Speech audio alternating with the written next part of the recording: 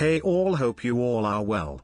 In today's video I will be telling you 2 ways on how to make Steam games windowed/full screen without a program. If none of these steps work, then unfortunately your game does not allow this option.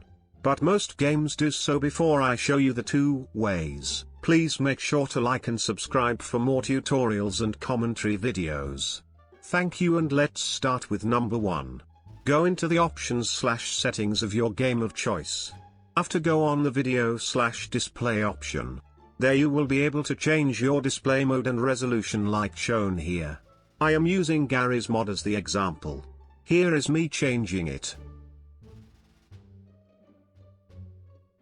Some games do not have this kind of option though, which leads me on to the second way on how to do it.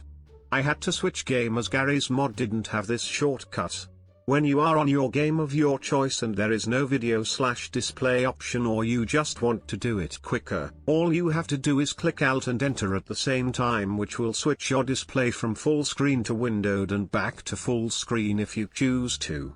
Alt and Enter is the easiest way to change between the two. Here is me doing it. Anyway guys, hope you found this information useful, and please consider subscribing to be in the loop for all my uploads. Have a great day everyone, and I will see you next time. Goodbye.